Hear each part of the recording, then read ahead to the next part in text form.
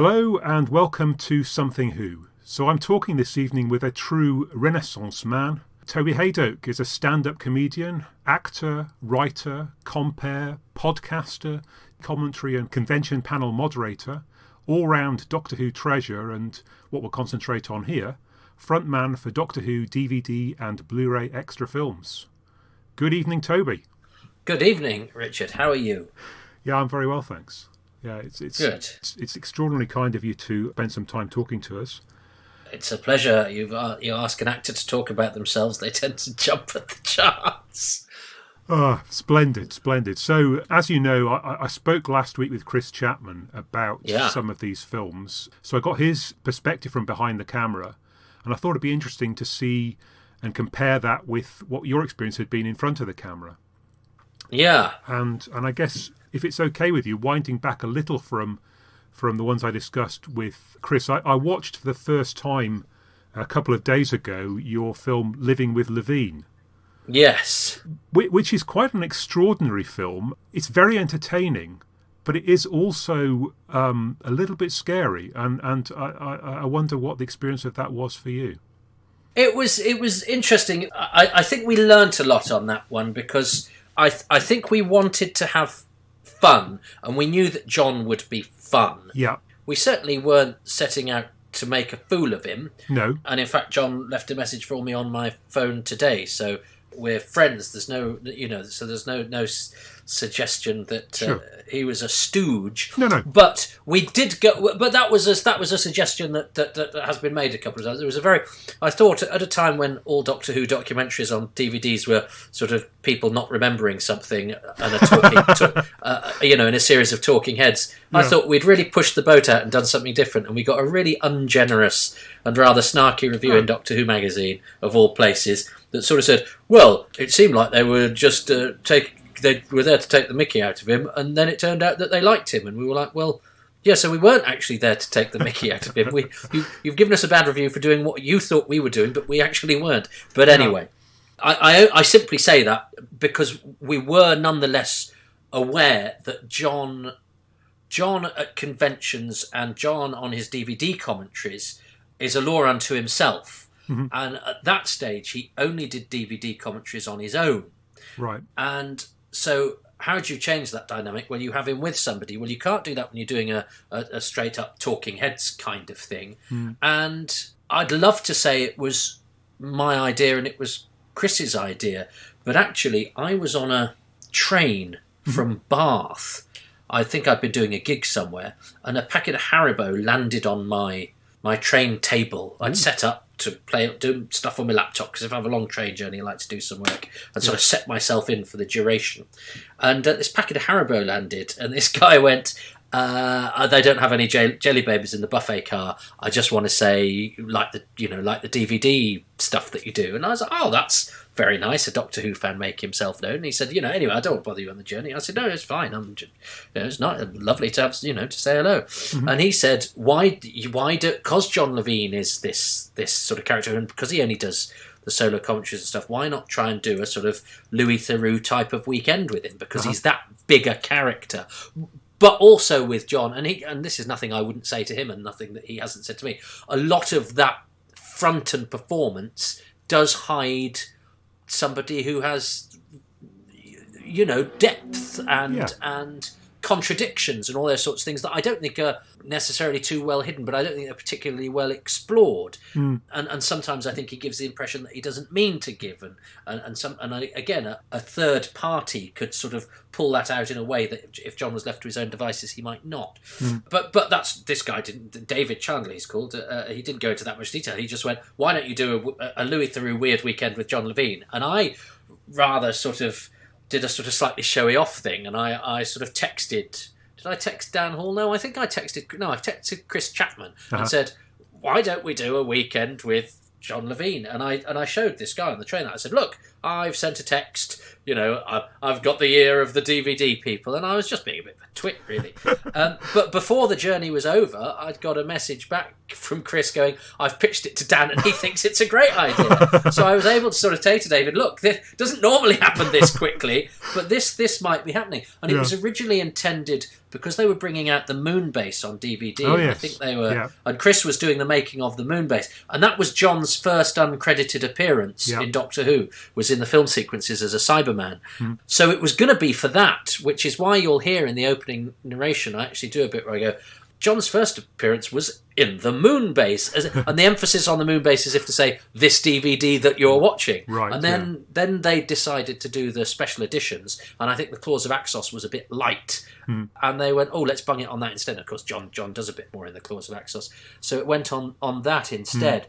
And in terms of the making of it, I think I would do it. I think Chris and I would both do it slightly differently now. I think I maybe tried to force it a little bit, and actually I think I should have taken a bit of a step back. I think I was too keen to sort of to get involved in a way and make it and sort of jolly it along, and I think a slightly softly approach might have been better. And we had a couple of sequences that we filmed where I tried to get to the root of stuff, and I don't think I did a particularly good job, and they didn't really make it in. I mean, it's still an interesting and fun film, and we definitely had the honourable intentions, but I think I was perhaps being a bit too arch. I was trying to make it I was trying to force its eccentricity, if you like, rather than just let it be.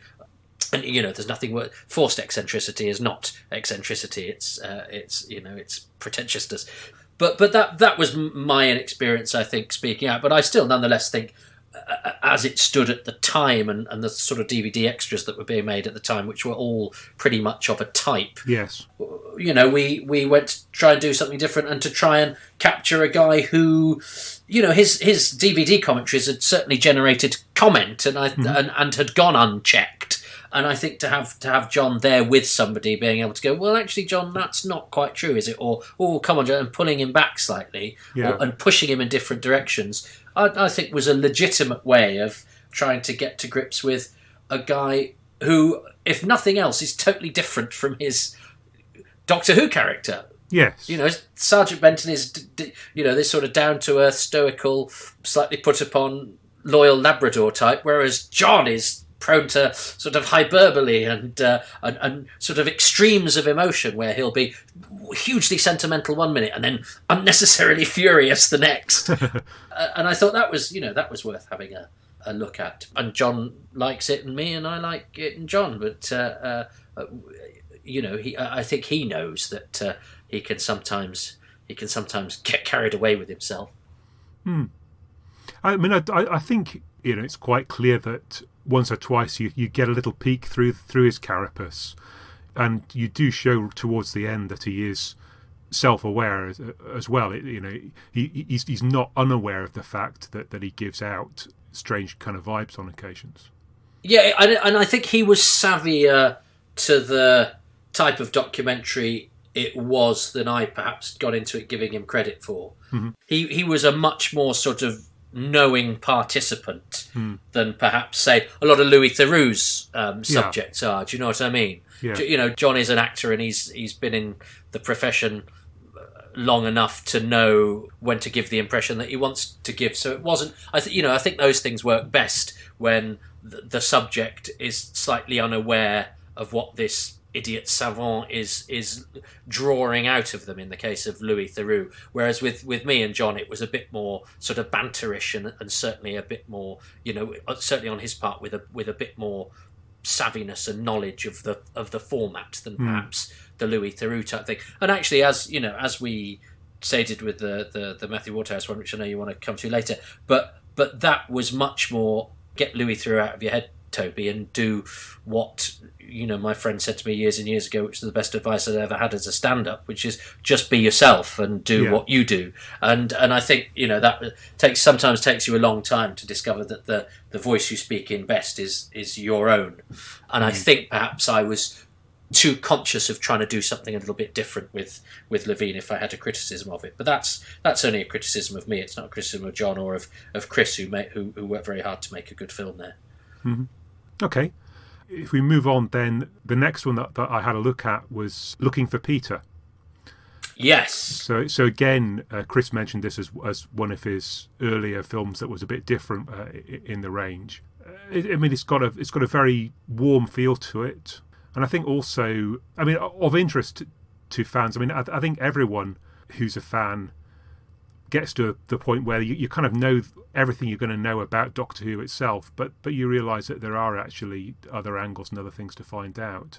And that's a lovely exploratory piece. I don't know how much of the way it rolls out on the screen is artifice and how much of it is, that's exactly how you found it and researched it. But it's a very interesting film. No, that's exactly how it happened. It remains, I think, my favourite simply because of sort of what it stands for, and it is genuinely one of the few documentaries on a Doctor Who DVD where we actually found out something that nobody up until that point knew, or nobody in the world of Doctor Who writing and research knew. And I by this point, I didn't think I'd been making any more stuff for the range because I'd done one called Robophobia for a chap called Richard Higson, who I'd got to know and was a nice guy, and he asked me to present one, and I was already doing commentaries by that point and thought they were my thing. So I did this one called Robophobia, which is a bit of a sort of jokey filler. Yeah. And I thought, well, that's nice because it gets me on screen. At least I can say I've done one in the flesh. Yeah. And it was nice of Richard to ask me. And then Ed Stradling got me to do one on Resurrection of the Daleks, and it was simply because that was an actor one, and he needed to do something that was easy to edit because he'd got a big job on this other big documentary he was doing for the range. Yeah. So we went, well, if Toby just interviews 5 actors,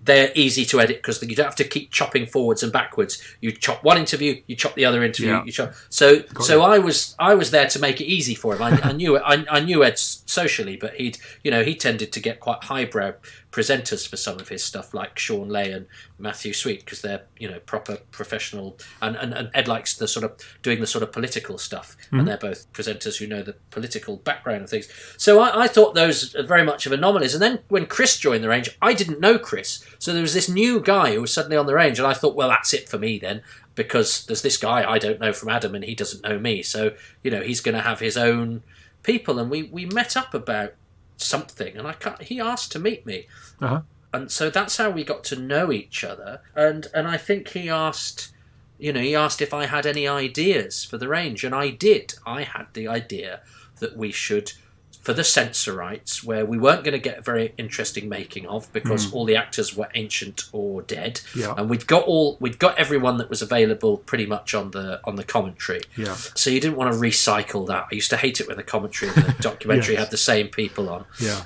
And I said, why don't we do a Who Do You Think You Are? But because the writer and the director uniquely were both dead before Doctor Who fandom got organised. So Mervyn Pinfield, who directed the first 4 episodes, and Peter R. Newman, who wrote it, were both dead before Doctor Who fandom could interview them. I knew Pinfield's son was about, but other than that, he was still a bit of a mystery man of Doctor Who. Nobody knew that much about him. And Peter R. Newman, nobody knew anything about. Yeah. And I pitched that to Chris, and he said, yeah, although there's been some stuff about Mervyn Pinfield recently and a little bit more stuff had crept out, and he said, why don't we just, and this was the right call, why don't we just concentrate on the one guy, on the Peter R. Newman? And then I had to sort of take a step back because, and as you asked, how much did we find out in real time? I didn't really know any of what was going to happen because I had to find it out as we went along. Sure. And Richard Bignell, did a lot of the behind-the-scenes beavering away. And we actually cancelled the documentary, but with about a week to go, Chris said, look, we've not found anything. I don't think this can happen. We might have to do a Talking Heads making of. So I emailed Richard and said, I understand you've been looking and you've drawn a blank. Thanks for trying. And he went, I've got one more avenue. It's not quite dead. And I went, okay, brilliant. Yeah. And then it was back on. Right. And Chris sort of came around and told me where we'd be heading and what we'd be doing, and say, we're going to go to this record space, and we've got, and I knew that there were relatives alive that I would be speaking to. I didn't know about the voice recording. No. And that was genuinely the first time. It's the bit I hate of the film. I say wow twice, and I have a very Shropshire O of a vowel. So I go wow. And I hate the way I say wow, and I say it twice. What a bad piece of presenting that is, to use the word wow. What a naff word, and I say it twice. That's a really key moment. But anyway, but that's because it was live. It was he gave me this thing. played it in the thing. But for what it stands for in the range, instead of going, let's just get people who clearly don't remember it to go, oh, it was marvellous. Because I did the commentary on that, and it was the longest 2.5 hours of my life. And we got a lot of people on it, but none of them remembered it. And for what it stands for, and the fact that we solved a mystery. I mean, it's sad. Time won't be kind to it, because now on Wikipedia, on IMDb, of course, as soon as it's out, some blooming internet gremlin goes, "Oh, I'll update. I think you'll find I'll put that in correctly."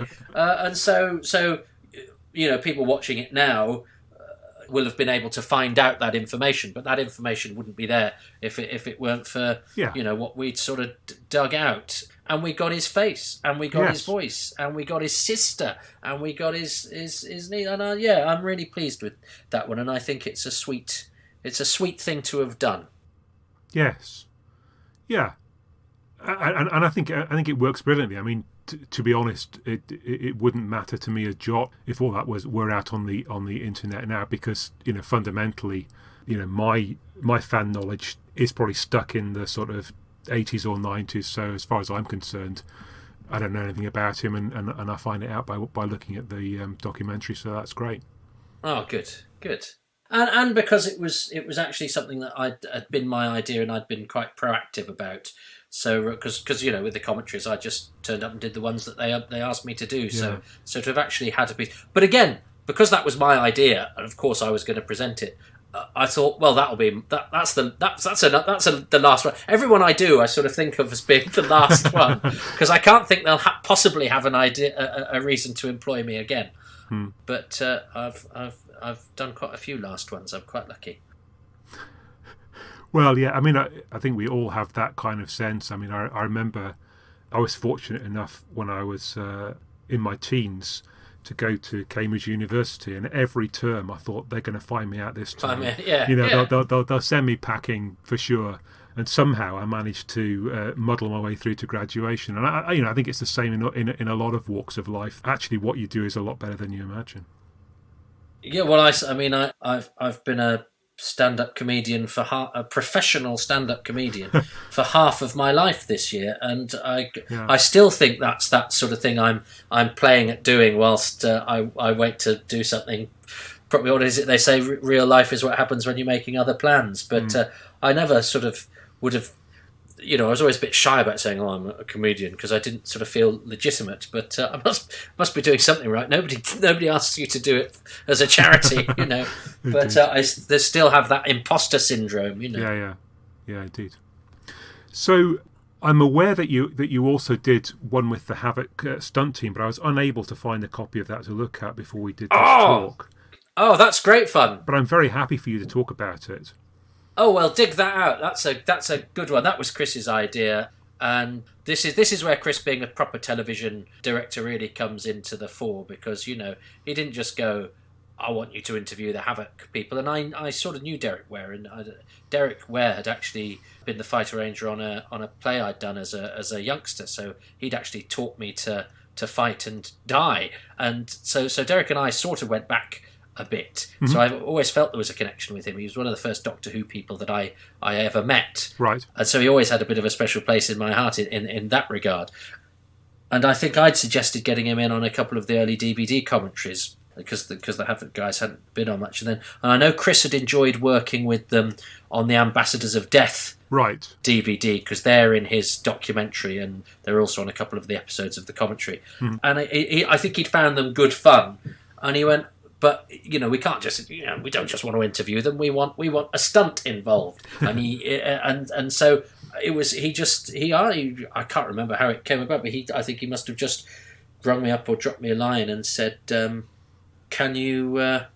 I think we filmed it at the same time as we filmed the Levene one. I think we had two on the go at the same time. I think, I could be wrong. I think they were done 2 weekends apart. Mm-hmm. And he had this idea that I was going to reunite the HAVOC guys for one last job. And because they're all very old men, that job was going to have to involve me jumping off an 18-foot tower. And I didn't really think about that side of it all that much. Again, it was will you present a Doctor Who DVD thing? And I went, absolutely, I'd love to. Mm-hmm. It's only on the day that I went, is this a good idea? And I was, I mean, he's a responsible man. There was a nurse there, which on one hand makes you go, well, that's very responsible of him. And then the other hand goes, but you think you need a nurse? And the boys were great, because I'm not a robust kind of guy, and they're all old sweats, who've tumbled off all sorts of things, but they were very sweet with me. And there's a lot of camaraderie there, and I still speak to Derek Martin and Roy Scammell from time to time. Derek wears sadly no longer with us now, but it was a good old capture. I like the characters, you see. I think that's the key to the stuff. I wanted to be an actor when I was younger, and I was interested in the actors of Doctor Who because I was sort of drawn to them as people. And I think things like the HAVOC documentary, you get a sense, as well as getting the Doctor Who anecdotes and having a nice showcase for clips and things. You get a sense of these geezers who are all fantastically interesting and nice fellas. So no, dig that one out if you can. It's good. Yeah, I will do. I think that the special edition of Inferno, isn't it? I think it's a little bit kind of thin on the ground, but I'm sure I could probably get a second-hand copy. I just couldn't get it fast enough. Yeah, no, it's good fun. Yeah, I forget. Yeah, because that was on the special edition as well. Yeah. That's right. Yeah. So one that I did see was on the special edition of the Enemy of the World. Yeah, so on the special edition of the Enemy of the World, there's the documentary Treasures Lost and Found. Yeah. Which I guess has something of the same quest thing as the Looking for Peter, although it's a little bit more complicated with the riddles. I mean, there's some lovely interviews on that. I mean, I think in particular the two that spring to mind are with David Troughton, because we get perhaps a more revealing documentary or interview rather with David than perhaps I've seen elsewhere, and also the bit at the end with Sarah Lismore and her daughter. But I mean, the ones with Mary Peach and Sylvia James are lovely as well. That was Ed is a brilliant program maker, but he's not very interested in making talking heads. It's very difficult now to do a talking heads on a 60s story, and I think they really wanted him to do it because he makes really good programs. And he said, well, I want to do something that's going to be interesting, really. And it's not enough just to stick a camera in front of people now. So he came up with this idea and thought I'd be the guy to do it, which is very nice of him. I'm not going to question. I always think, shouldn't you offer the opportunity to somebody else? And Ed goes, no, I want you to do it. I go, oh, okay then.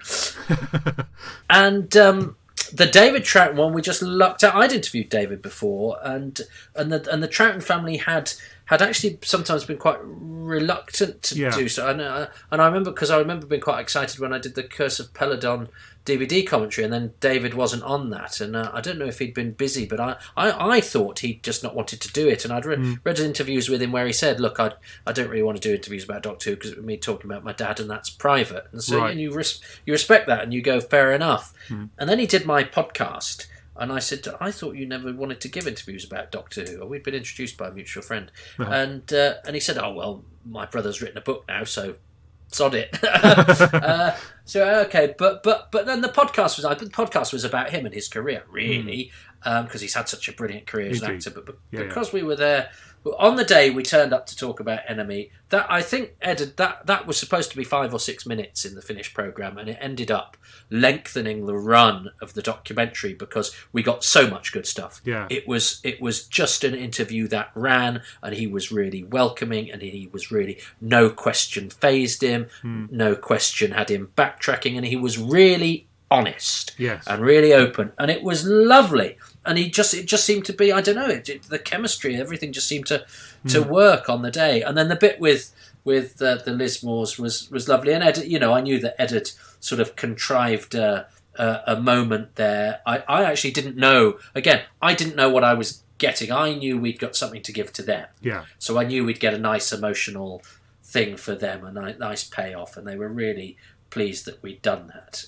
But I didn't know what they would be giving me. I'd say, I'm not going to tell you. It's just, and so we got that. We got that diary with his entries, and and that was again, that was a delight for me to be. Oh wow, I've actually got again some new documentary evidence of Doctor Who. I love that sort of thing. That's my meat and drink. But I think Ed would be the first to admit it was the whole riddle thing and all that sort of thing. It was rather contrived, but hopefully a way of sort of breathing life into.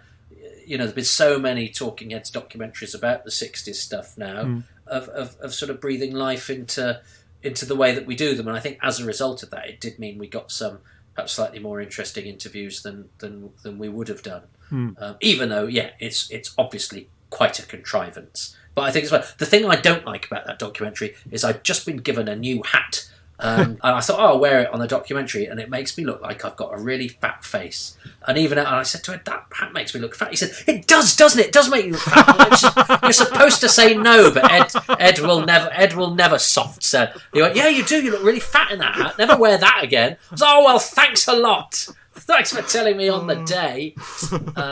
So sadly, that's all I'll take from that documentary is that my stupid fat hat face.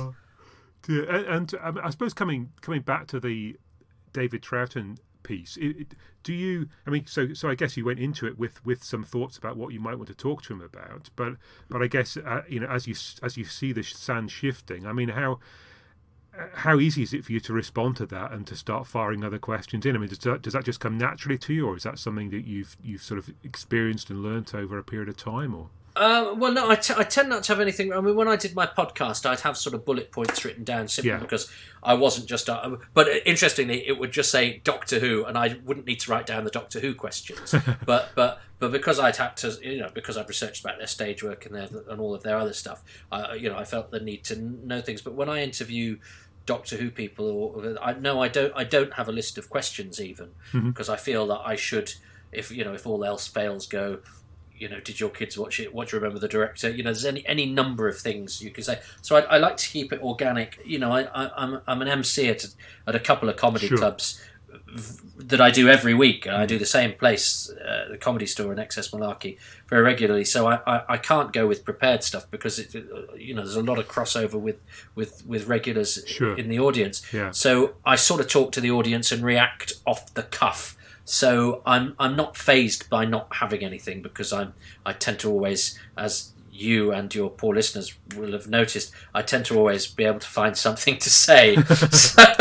so I tend to prefer to keep it organic and conversational rather than have a clipboard and a series of questions, which I think put a barrier between me and the interviewer. So it's more of a conversation. So I never have notes. I only have what's up in my noggin, really.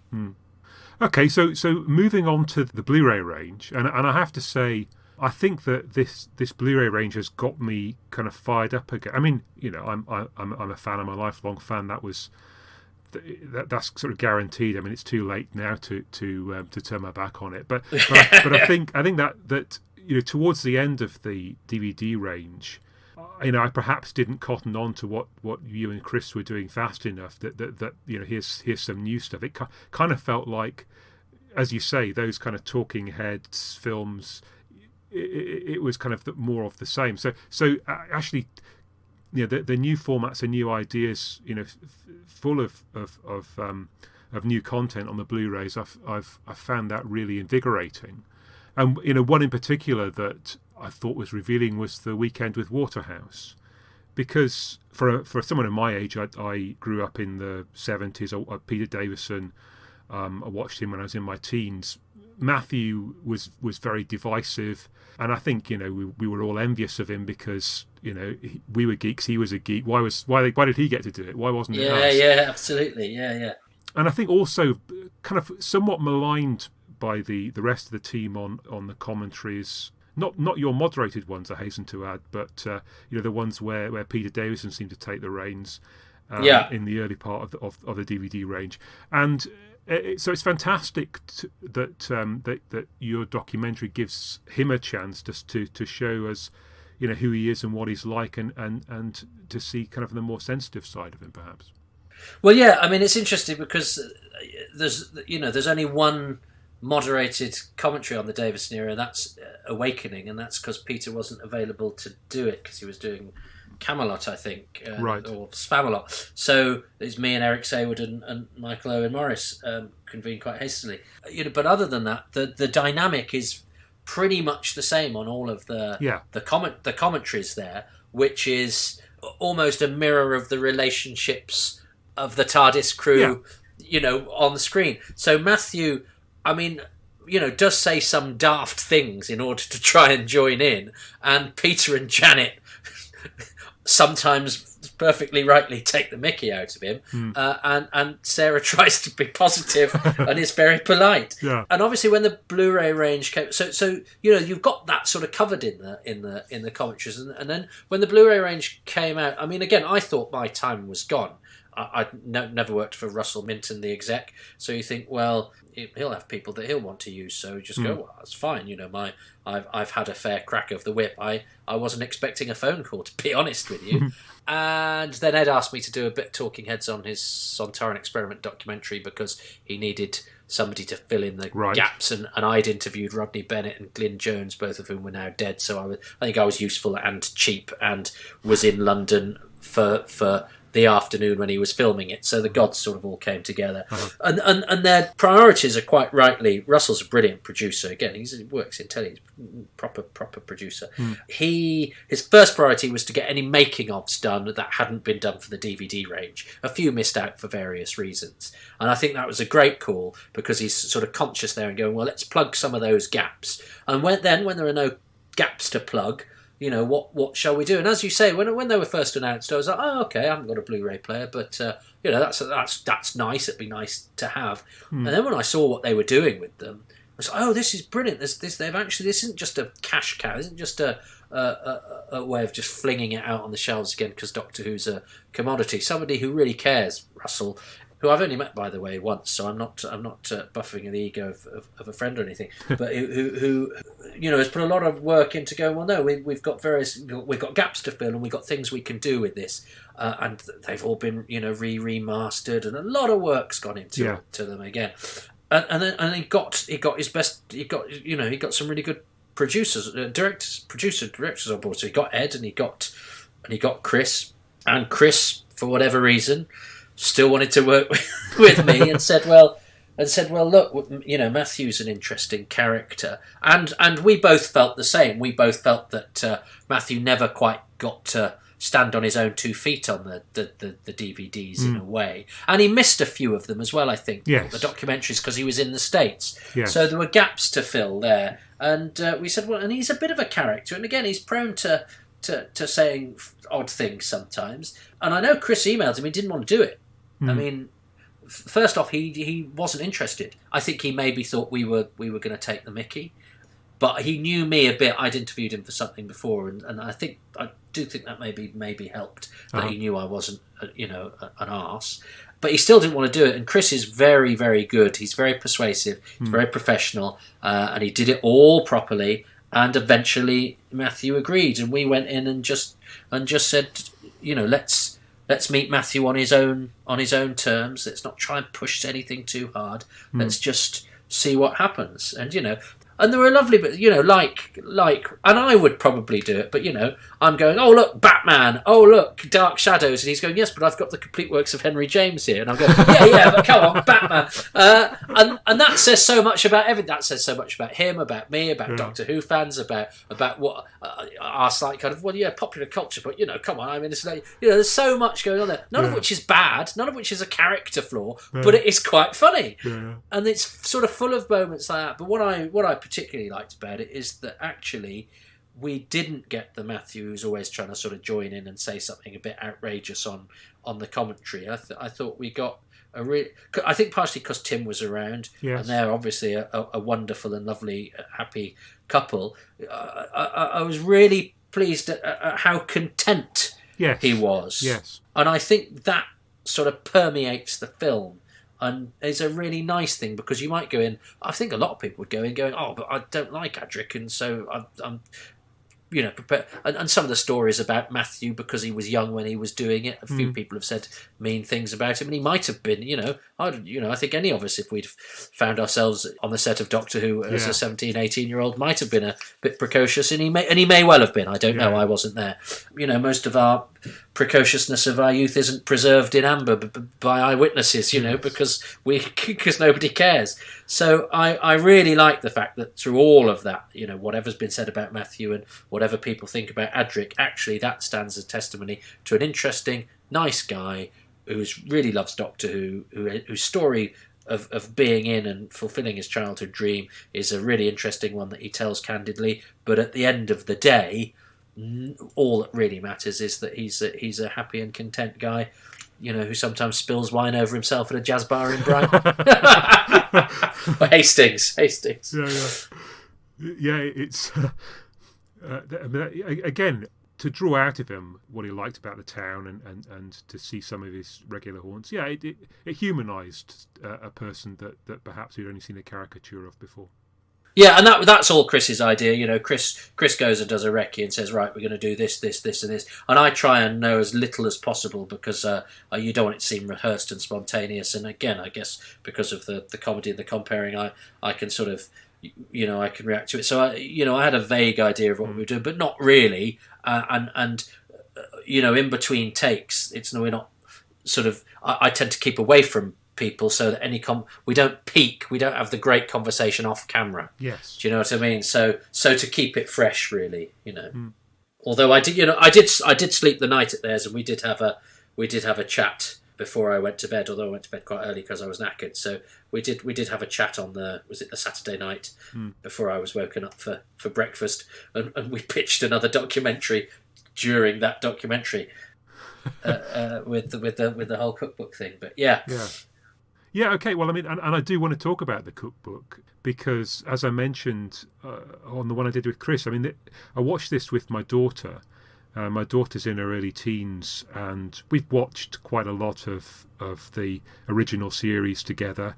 So she knew quite a lot of the people that were on it, but she really enjoyed it. She really responded to the humour and to the situation. And of course, she's seen MasterChef, so she got the joke with India Fisher doing the voiceover.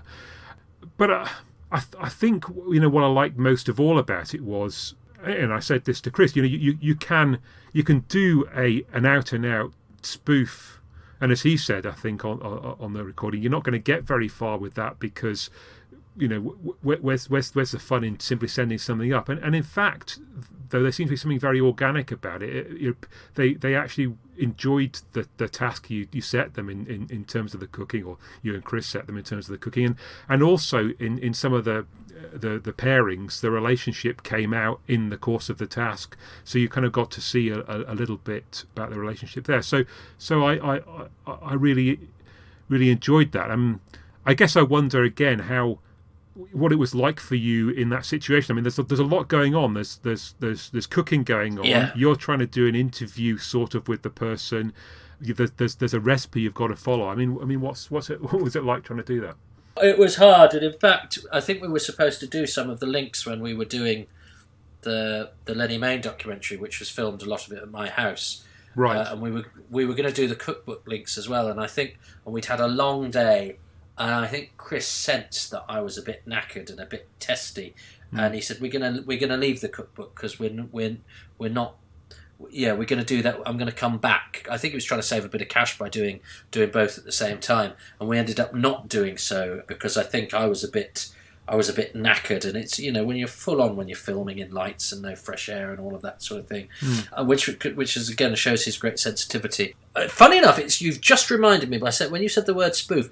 My first potential involvement with the range was when somebody came to see my show Moths, my Doctor Who scarf, and asked to meet up, and we had a drink, and he said, I'm involved in the DVD range, and have you got any ideas for sort of spoof comedy type documentaries? And I thought I'd got loads because they'd done the Pyramids of Mars one that was very funny. Right. With, yes. And And because I'm a comedian, there was a sort of suggestion. Oh, do you want to do some of that stuff? And I had a few ideas, and I decided it was a pretty thankless task. Much as I would have loved to have been involved in the DVD range because it was miles away. I didn't know anybody. I've never been part of organised fandom. I didn't know anybody. I think sometimes we all live in the same house and drink in the same pub and are all mates. I'm afraid I got the work on merit because I didn't know any of the people. Yeah. And I actually ended up going, I don't think I'm going to pitch anything. I don't want to do a spoof because the target audience don't really like them. Unless you're somebody with a name, I think they just go, who's this guy? It would be Adric syndrome. Why is this guy trying to be funny about Doctor Who? Well, I could be doing that. But as a result of that meeting, I mentioned, I emailed, and I said, oh, why is the War Machine's only got these 2 contributors on it? What about all these people? And they went, they didn't know they were still alive. And I was like, oh, come on, they're in Spotlight. I could have put you in touch with them, blah, blah, blah, blah. And out of that came a sort of, would you ever be interested in moderating one? And I went, God, I dream of that. Some people do Oscar speeches. I'd be on my bike going, welcome to the DVD commentary for Doctor Who. So out of that, I got the moderating gig, which to me was much better because there's no pressure to be funny. You can be a little bit anonymous. You do it best if people don't sort of notice you're there, sort of thing. So I had been offered sort of comedy stuff. And actually in the Robophobia documentary, there were a few jokes at the expense of Doctor Who and some of Doctor Who's robots. And I said, I don't want to do that. I don't want to be some smart-ass comedian taking the mickey out of Doctor Who. I've seen loads of crap documentaries on the telly that do that, and I'm not interested in that. I love Doctor Who. I'm not going to start... I get a bit annoyed when fans sort of go, isn't it a bit rubbish? And you go, well, what are you doing here then? Do you know what I mean? I don't think I'm better than Doctor Who. I am, I love Doctor Who. I'm in Doctor Who's shadow. I'm not going to. I might amongst my friends if I'm in a chortly mood, but no. So anyway, then comes along the cookbook. Now, years down the line, we suggest the cookbook as a joke in Matthew Waterhouse's kitchen, and Chris goes, I actually think that's a really good idea. And I went, all right, fine. Again thinking I'm doing my last documentary. Chris has come up with another idea and he pitches it and it happens. To be honest, I thought people would hate it. I thought, I get away with being on the HAVOC thing because it's getting the old team back together, the Peter R. Newman, finding out a few things. There's always me dicking about with the Doctor Who cookbook. And you could sort of go, well, people might like to see the stars from Doctor Who with the Doctor Who cookbook, that's one thing. But that comedian guy's all already on the blooming commentaries and already on this, that. Oh, we're sick of him. I actually thought it might be the time people just down tools went, right, we've had enough of him. Burn him. And I didn't think people would be interested. I thought it was too arcane. I didn't think people would like the humour of it particularly. And I kept trying to stick in, like the bit with the Richard Herndl, the sort of, we've got a bit of historical stuff here. We've got a letter from Richard Herndl. That was what I thought would be the stuff that people liked. But people like the regulars, and they like watching them at conventions and the banter. And Chris, he's a very smart guy. He cast it very well. Janet and Sarah are good. It was actually really nice having it in Sarah's kitchen because it was Sarah's turf, and Sarah too often, because she's so polite and lovely and nice, takes a back seat. We were in Sarah's place, and I met her first, and then Janet sort of came in and wielded the knife. So I thought that was automatically a slightly different dynamic. Yes, and also I think Sarah kind of knows what she's doing in a cooking scenario. I mean, she does. So again, that gives her a little bit of a front foot, I suppose, in that. Yeah. Yeah, I really enjoyed Sarah's company in that one, and I do sometimes think she takes a back seat, and I felt I found out a lot more about her and her character. And Fraser is good fun, so I knew I'd have had a laugh with him. I really liked Terry Malloy, and he entered into the spirit of it. And then I've got Doctor Who and Perry in Perry's house, cooking, of course, not the recipe from the book, and had a lovely time. But I wasn't sure. I thought people might go, if you're going to spend the money to get Colin Baker, get him to tell us about the making of the 2 Doctors. Don't get him to cook a cheesecake. But people responded really nicely to it. So I'm delighted, but I was worried. Not because I had a problem with the quality of the programme. I thought it was, Chris is a very, very good programme maker, and he gets very good cameramen and, shoots it on good stock and makes it look, they look proper. Yes. He saves money on the presenters, and and it's been, people have loved it. So great, and it's created another strand, the revisited strand. Yes. So I've got the living with a companion strand, I've got the looking for somebody who don't know much about strand, and I've got the revisited strand. So having gone from going, well, I've done my last, I'm now sort of going, I've got 3 dangling strands now. To the extent that there was a box set out the other day, and one of the reviews said, there's no Toby Hadoke documentary on this one, and I'm like, well, no, there's not supposed to. I'm not supposed to be on everyone, but are people now expecting me to be on everyone? And that's quite nice. That I even get mentioned on the review of a box set I'm not on. yeah. So it's the polar opposite of the sniffy review about Levene. Yes. Now saying, why hasn't he done one? Yes. Yeah, I don't mind a sniffy review, but I thought the parameters of that review were ungenerous and unkind. Yes. But there we are. Yeah. So, well, in the spirit of your train experience, and also because when I was speaking with Jack Rayner some months ago, she was kind enough to talk to me for this as well. She mentioned that she'd been speaking to you on the subject of missing episodes. My silly suggestion. So for another of your living with, how about Phil Morris finding Phil's films? Sorry, finding Phil's films. Well, Phil isn't. I mean, Doctor Who seems to follow me about. I mean, one of the reasons I've been involved with the animated releases is not because I'm the go-to Doctor Who guy. It's because Anne-Marie Walsh, who produces the animations, lives literally 5 minutes down the road from me. Yeah. And Martin Geraghty, who does the production, the character designs, lives about 15 minutes away from me. So I was just on hand to do a bit of a commentary with them when the Sharda thing came out. It was just like, we could do that for cheap because they could just come to my house. Sure. So, and Phil lives in Wigan, yes. So not far from me at all. So I would happily go and live with Phil, and when he puts me to bed, I'll sneak out the back window and dig up his garden and see what he's got. Do you know what? I honestly don't know. I love the missing episodes. I love the hunt for the missing episodes. I love the mystery that surrounds them. Of course, I've heard all of the different rumours, and I've done the bit of sitting in the pubs and going, well, I'll tell you what I've heard, and then you discover everybody's heard that at different points, and it's a Chinese whisper version, and you think you're in possession of, you're privy to facts close to a source, and then you realise that everybody's heard variations of a similar story. But I've spoken to Phil a few times, and I mean he's the sort of confidently enigmatic, I think, better than anybody. Yes. And I mean I don't know what the deal is. I mean I think if there was nothing more to be found, he would just go, there's nothing more to be found. But that said, if there's more to be found, could we have it, please? Because none of us are getting any younger.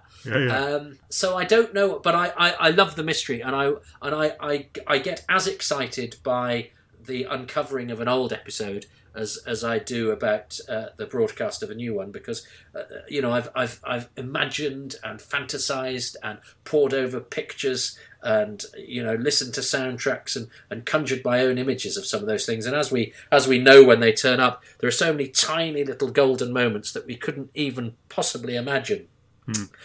Contained within, even the most unassuming Underwater Menace episode 2, that nobody was particularly bothered about. Galaxy 4-3, that brilliant monologue that Marga, Stephanie Bidmead has, that's absolutely terrific. There's some great, and I remember watching with a friend The Web of Fear when it came back, and after episode 4 finished, I'd got a bit tipsy by then, so I was a bit loved up anyway. But I looked at him and I said, I think that's the best episode of Doctor Who I've ever seen. And it was the first Target book that I read, and I was so worried that it was going to be a disappointment because it was one of the lost greats. And I'd found Tomb of the Cybermen quite disappointing when that had come back, because I was at an age to be disappointed, I think. And I don't think Tomb's anything like as good as Webb. But Webb was great. I was so pleased with how good Webb continued to be after the very good episode 1 that we'd all seen so many times. I love the missing episodes. I'd love to. Yeah, I'll Living with Phil Morris. I'll do Kidnapping Phil Morris. I'll do whatever. Yeah. So I spent far too long worrying about missing episodes in the course of my life. I met Phil very briefly just over a year ago because I just thought I've got to go and see him at the BFI because having heard all about him, I've just got to see, what's he like in person. And I have to say, I found him strangely charismatic. I mean, he's a big guy with a big personality and kind of one-on-one. He's an interesting guy. So yeah, he's the sort. I met him for the first time. We did a commentary on one of the Reign of Terror episodes. We did a missing episodes commentary, and he hadn't found anything there. Well, I think he had, but he said he found anything there. Sure. But he was this guy that everyone was talking about, and Paul Venezis knew him, and Paul was coming to do the track. And he's not what I imagined. I'd heard about this guy who was going around, blah blah blah, but he was this sort of confident Liverpudlian businessman with a very professional air about him, and as you say, a confidence. He's the sort of person you want knocking on doors at foreign TV stations, going, "I've come to relieve you of your film cans." And it does take a certain doggedness and a certain confidence that I certainly don't think I have. Yes. I don't think I have the balls to do it. And I hope that he's his leads and his doggedness produce another haul as joyous as Enemy and Webb proved to be. Sure. Yeah, indeed. So, Toby, another one of the films that you did was Looking for Lennie, the documentary about Lennie Main, who was director in Doctor Who. And over the years, we've heard a lot of people who enjoyed working with him, and we got the odd story here and there. But it was interesting, going into your documentary to realise how little we'd actually heard about him over those years. Yeah, well, I had him down as the Australian who said "Holy Flaming Cow." One of my favourite moments in life, actually, is that was Barry Letts' anecdote, and it was him that coined "Holy Flaming Cow." But Terence sort of nicked it on the commentary for Curse of Peladon. I said, and Lennie Main said "Holy Flaming Cow," and I think that was at the end of episode 2, and there was and then it broke. And John Kelly said, "Okay, thanks everybody. We'll start recording the next episode." And Barry Letts, who is an absolute gentleman, just went, "What he actually said was holy beep beep," and having that, which is very, because it was sort of him going, "That was my anecdote, Terence, and you even nicked my sort of my changing words." But it was a delight to hear Barry Letts, who is a calm Buddhist intellectual, use Lennie Main's actual language, and I felt like I'd again uncovered a new piece of what the actual words were. Yeah. And I think I felt a bit bad for Lennie Main, that all we knew about him was that he was dead and that he died under tragic circumstances. And I remember that nobody had ever, I think that we'd only ever found one photo of him. Right. And I had interviewed Andrew Morgan and liked him, and he'd been very touching about Lennie, and he said he'd got some pictures of him. And then I interviewed Dr. Tyler and Mrs. Ollis because they were married, Rex Robinson and Patricia Pryor. And then I interviewed Mr. Ollis, and unbeknownst to any of them, they lived within spitting distance of each other, but didn't know. They'd known each other back in the day. Right. So I was sort of thinking, well, if we were, I've always got an eye on a budget, and I was thinking, well, if we were to do a documentary, you've got those, and sadly Rex Robinson, who played Dr. Tyler, subsequently died after the interview, and that's a shame, because we could have had Mrs. Ollis with a screen husband and an actual husband, which would have been very amusing. Yeah. And I thought it would be lovely that those guys to get together, but also I was able to sort of say to Chris and to Russell, look, if we do Lennie Main, you don't have to start from scratch. You've got these two who live quite close to each other. I knew that Laurie Webb, who's amazing at 93, Mr. Ollis, he knows Bernard Cribbins, and Bernard Cribbins lived not far away. So I thought, well, hang on, we could do those two and Cribbins. That's you could do all that in a day.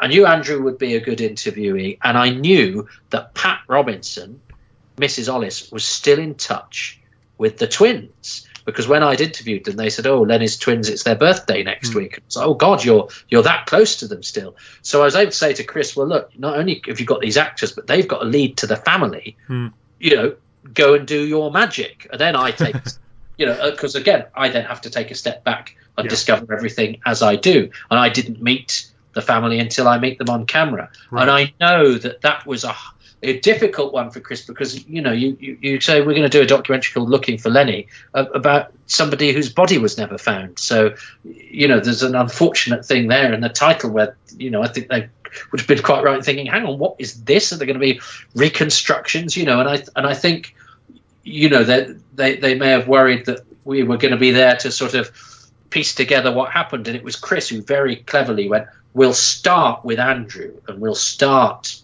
with the thing we all know, which was that Lennie died under tragic circumstances, and then we'll go backwards. And I thought that was a stroke of genius. It wasn't the documentary I'd imagined when I thought we'll go looking for Lennie. I thought the natural thing you do as a program maker is find out about the guy and then go, and of course then Lennie died, and do cover the fact that he died tragically. And I thought it was so much more sensitively done and so much more interesting to go, well, we know this. We know it's bad, and we're not going to get a sort of money shot by ending on that. We'll go completely the other way around. And he managed to, talk the family into being involved, for whom it was still very, very raw, and it was a very emotional situation that we went into. And I think the family were really good, and I know that the two daughters, it was something for whom was going to, and I got a very nice card from Sadie afterwards, and I sort of think we did some good. I think we I don't, this isn't, can I swear? say what you want to say. This isn't bullshit. I think to say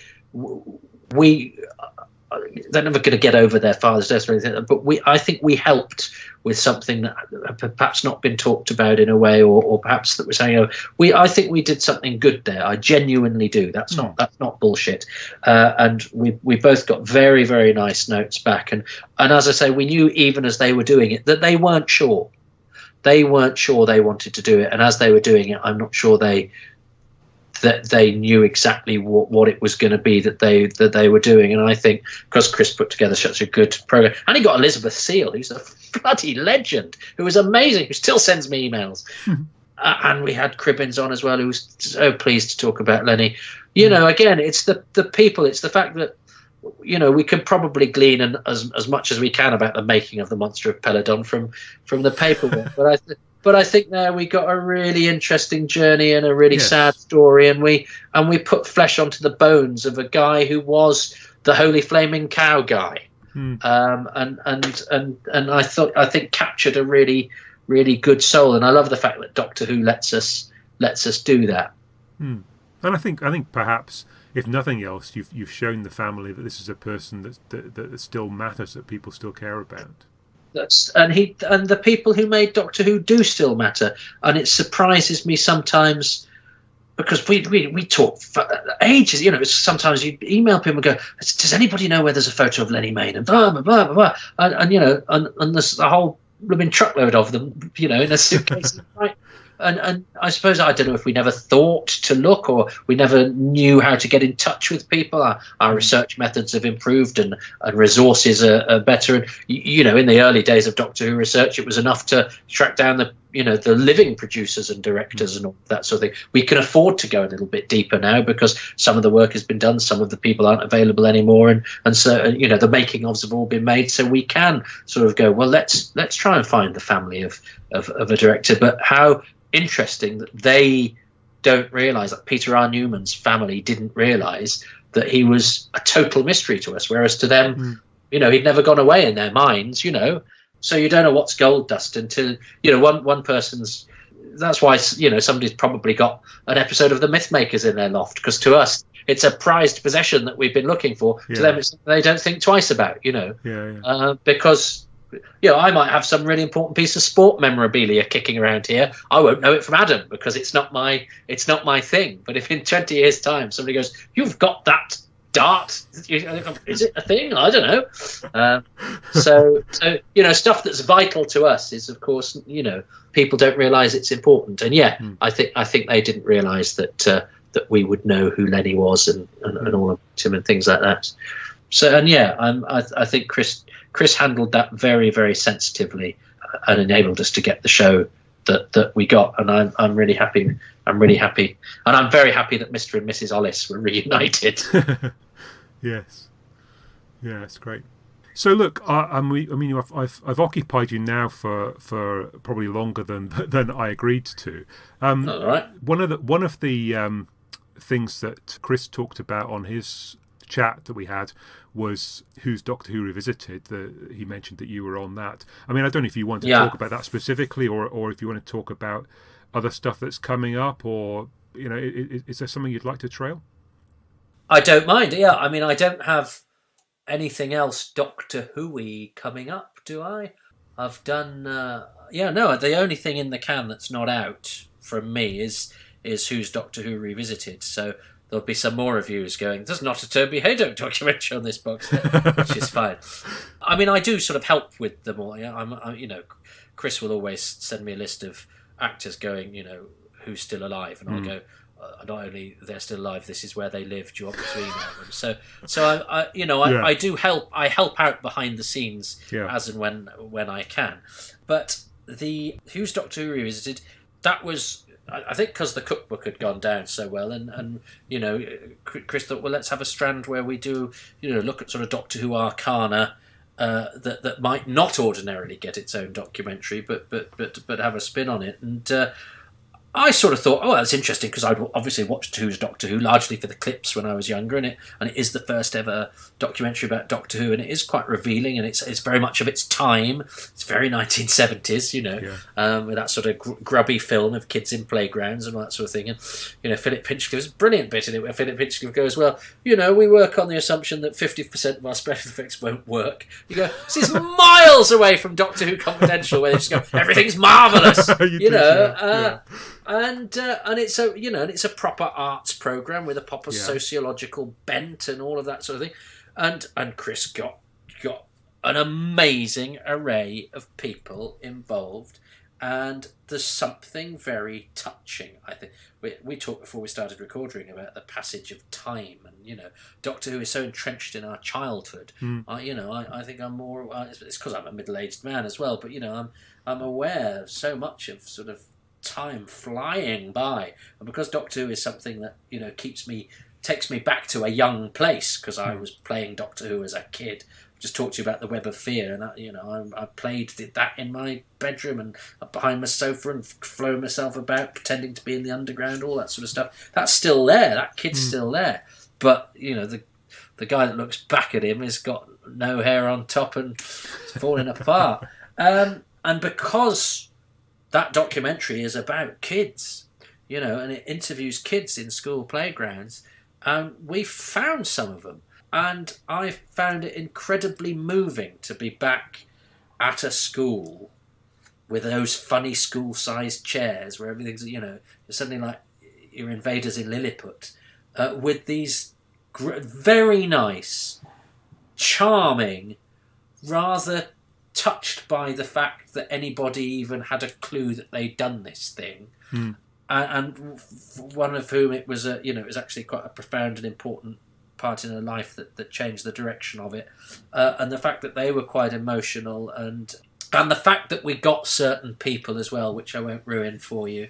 Yeah, and again, Chris got a great roster of people and covers the whole gamut, not just on-screen talent but off-screen talent, and it's really comprehensive. I mean, it's as long as the documentary it's about, and I also think it's a great wheeze that we're doing a documentary about a documentary. I mean, is when they do Doctor Who on microchip in 40 years' time, are they going to be wheeling me out in my bath chair and I'll be doing documentaries about the documentaries that I made? So some Android fan will be going, the first Android fan presenter will be going, I got into Doctor Who because I watched, Who's Doctor Who Revisited, and I'll go, oh, I remember that very well, I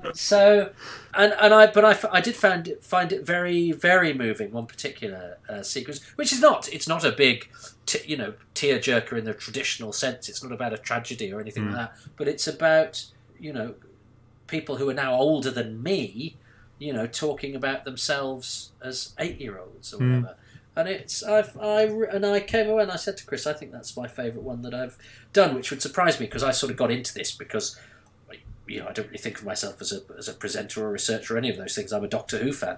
So, most of the Doctor Who stuff that I do is largely because it means I get to consort with my childhood heroes. And that's sort of what's in it for me. Doctor Who is not really I'd hate to think of Doctor Who as my livelihood. I never do it. I'm lucky. I have a job and a career outside of Doctor Who, so this is my sort of my paid hobby, if you like. So, but it, if it ever becomes a sort of tawdry thing that I'm just doing because it's my job, I think that would be sad, and I think that would show on screen. This for me is me. This is me saying to the kid I was, who wasn't particularly happy and wasn't in circumstances that were particularly great childhood-wise, but I had this one thing, which was Doctor Who, and I hoped that somehow one day, I would be, Doctor Who would be part of my life. And my uncle met Tom Baker in a lift, and I was like, my God, imagine that! That must be the best thing ever. And I, as a 46-year-old, am able to, in a way, link with that 8-year-old kid and go, Tom Baker will email you. And he'll go, what's an email? I better invent that. But do you know what I mean? Tom Baker will say some very nice things to you, and, Terrence Dix will say these nice things to you, and, you'll get, when you've got to play on the radio, Maureen O'Brien will send you an email saying this, and those are that's what I'm in it for. Yeah. And so the fact that there's nobody from Doctor Who in this documentary, I thought, well, it'd be interesting, but, it's sort of more of a sociological thing, maybe. And I found it, again, very full of human stories that we're a sort of privileged to be an observer of. So I hope people like that one, because it's one, again, I didn't have massive expectations of, and it's I'm really pleased with how it's come out. Sure. I was thinking about what you said earlier about how the people who make the DVDs and Blu-rays don't all live in the same house, and and famous people in fandom.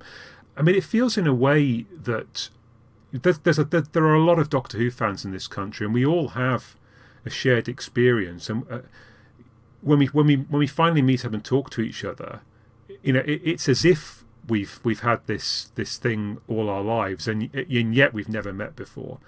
And yes. So on the one hand, no, of course we don't all live in one big family, and yet in a way we also do. Well, that was the big surprise about, and this all of this involvement that I have with the range, because I wasn't part of Doctor Who fandom, goes back to my one-man show, Moths ate my Doctor Who scarf, which I did as a comedy show. I was going to do an hour's comedy at Edinburgh, and because I thought it was about time I did. And a friend of mine said, do what you know, and he said, and you know Doctor Who, and I went, really? And I wrote a show that was a sort of party political broadcast for the Doctor Who party, and my friend helped me with it, and we did various iterations of it in previews, as you do with Edinburgh shows. And one night driving back, he went, "I tell you what you've got to do.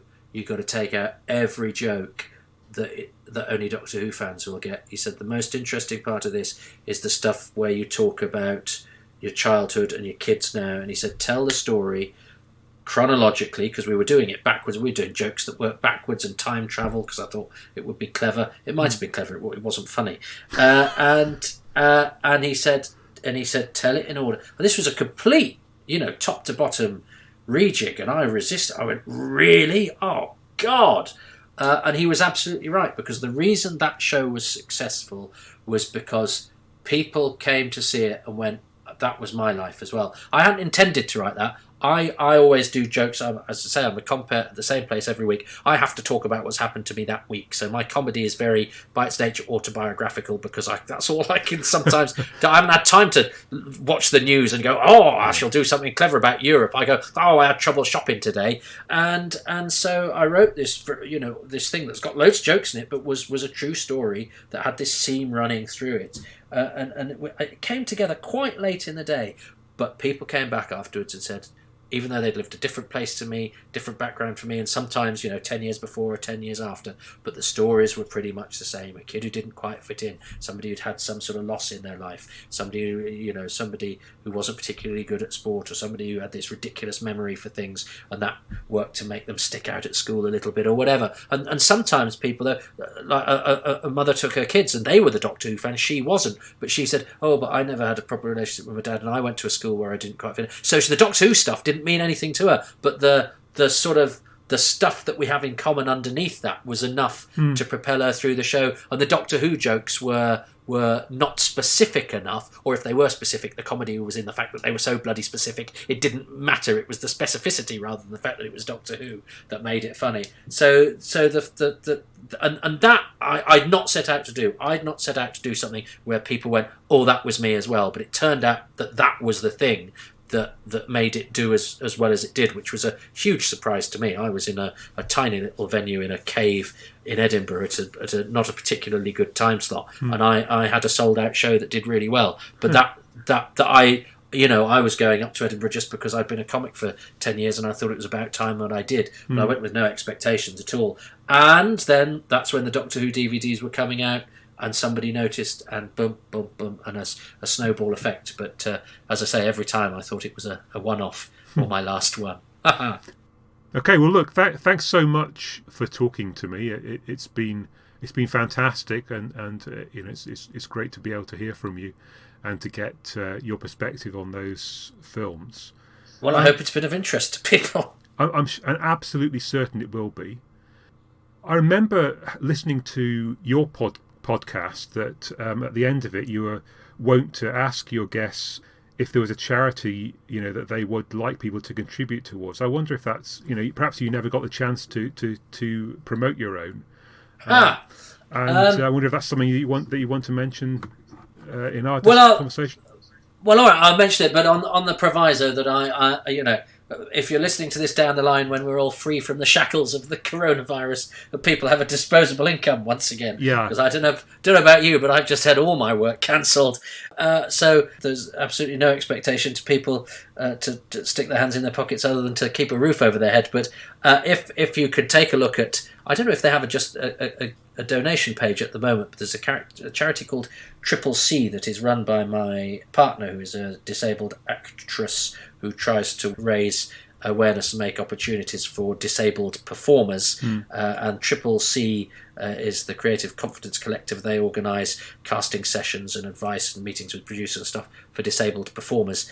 And that's a very good charity that also does other work with sort of disabled people in the community that she founded. And my charity is the Psoriasis Association, because I've been hospitalised with the pernicious skin condition psoriasis, and they've been very good to me. So those are the two. Even if you just look at their work, and if you can't donate, or if you know somebody who is a budding disabled performer who feels that they're not represented or that there aren't any opportunities, the opportunities are starting to come, and a lot of them come through Triple C and DANK, which is the Disabled Artist Networking Community that is part of the work that my partner does.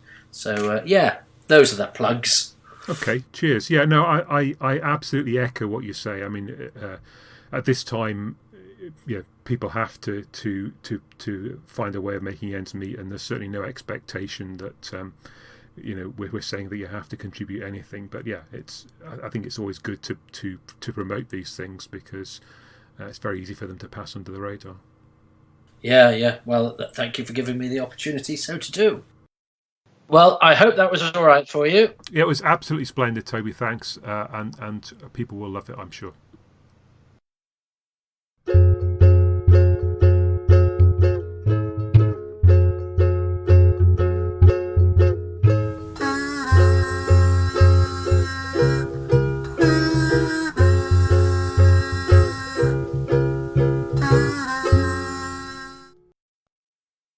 Yeah, so I mean, essentially, I will edit it, and most of it will be my, terrible stammering over questions and removing a hell of a lot of ums and ers because I'm not especially professional. But I do exactly the same with me on the Who's Round. So I think it's a presenter's own self-consciousness, that, rather than anything peculiar to you.